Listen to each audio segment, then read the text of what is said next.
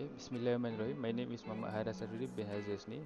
For today, our group presenting about the topic of application of differentiation and the subtopic of related rates. Okay, so for the first one, what is differentiation? Differentiation is one of the two most important concepts apart from integration. Differentiation is a progress to find derivative of a function. In mathematics, differentiation can be defined as a derivative of a function with respect to independent variable.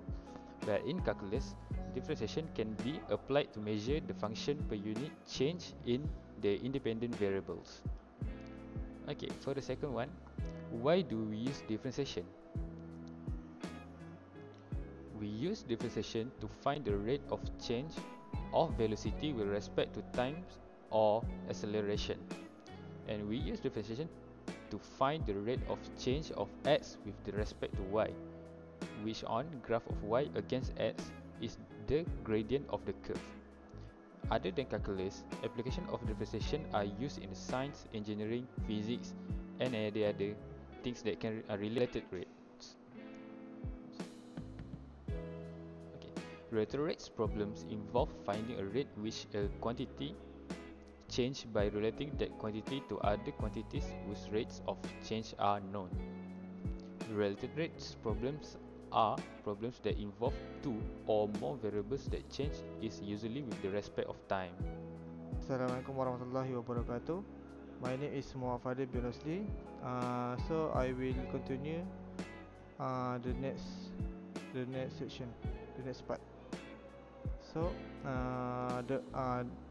for the fourth is how to solve the related rates problem. First, we need to take information from the question. Second, draw a picture of the physical situation.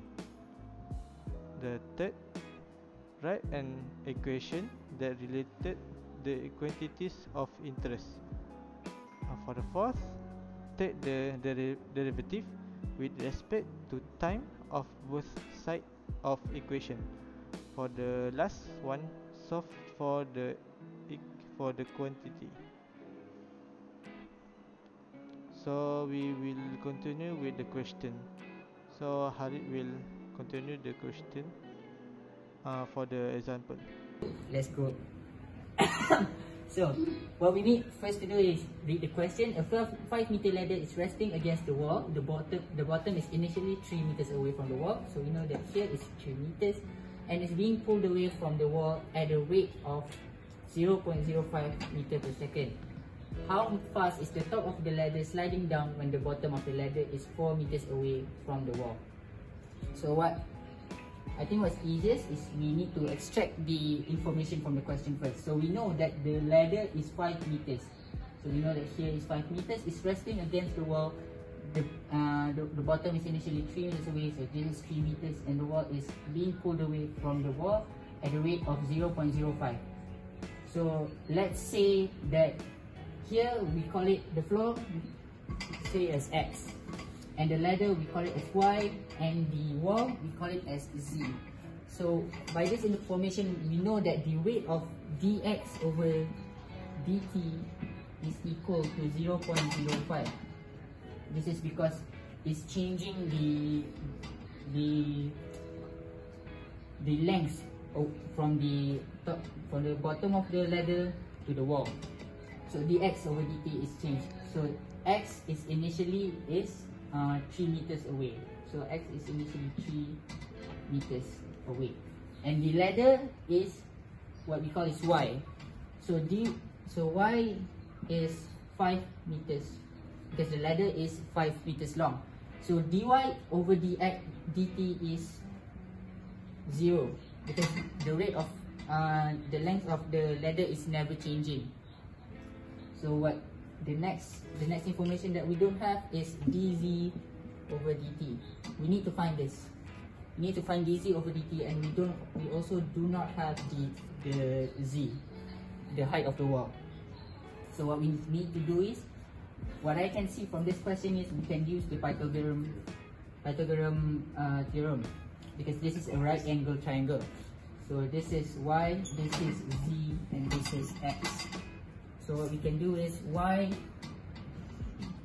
cube equals to z squared plus x squared.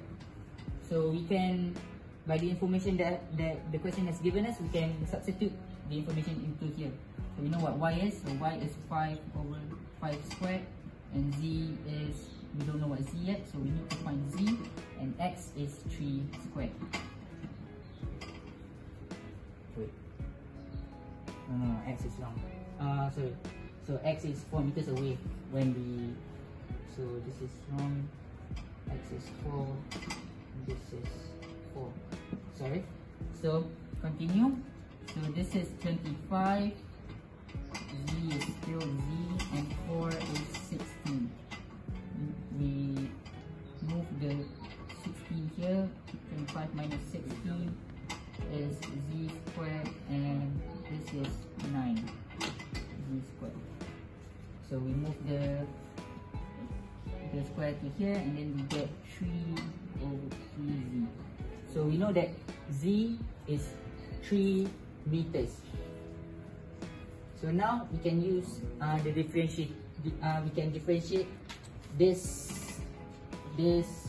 equation.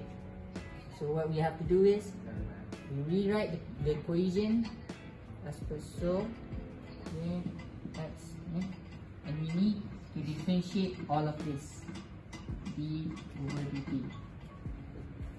So we differentiate it.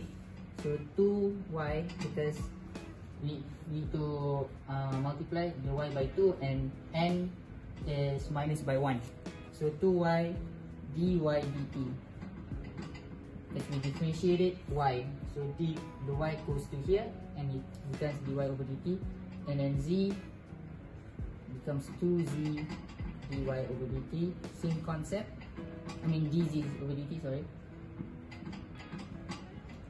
And it's the same with 2x over dx over dt.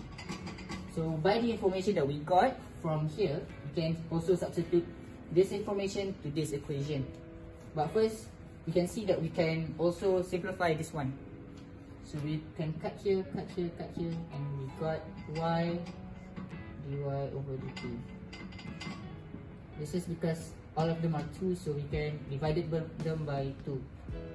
Z dz over dt plus x dx over dt. So now we can substitute the information to here.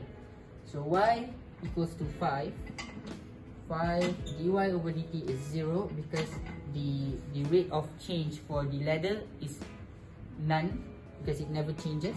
It will always be 5 meters. And then z we got is 3 from here. Put this here. So we need to find dz over dt.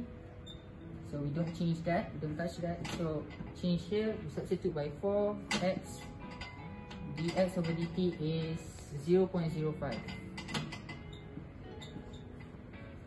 So 5 times 0 is still 0. 3, we don't touch that. And 4 times 0.04,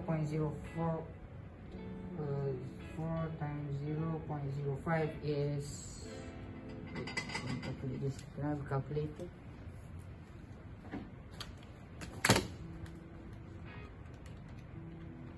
It's 1 over 5. So what we can do is we move the 1 over 5 to here. We get negative 1 over 5. 3 dv. So from here we need to move the 1 over 5. So we got 1 over 5 here, and 3 dv over dt. And when we move the 3 here, we will divide the 1 over 5. 1 over 5 divided by 3 equals to dz over dt. With this, we got negative 1 over 15. So the negative tells us that the rate of change for the wall is decreasing. So every time we pull the ladder away from the wall, the height of the wall will be decreasing. So it will be like this, like this, like this. So this makes sense. The negative makes sense. The dx over dt is positive because it increases every time we pull the ladder away from the wall. So we're not done yet. The data from here, so dz over dt is the same as 1 over 15 m as 1. So that's how you solve the related rates question. I hope you learn something from this. Thank you very much for listening. Alright, for the conclusion, lastly, conclusion, related rates of change are simply an application of PF change rule. Related rate involves two or more variables that change at the same time, possibly different rates. Related rates are important because there are many applications of it in real life. For example, ice melting, ladder sliding, balloon blow up. That's all from our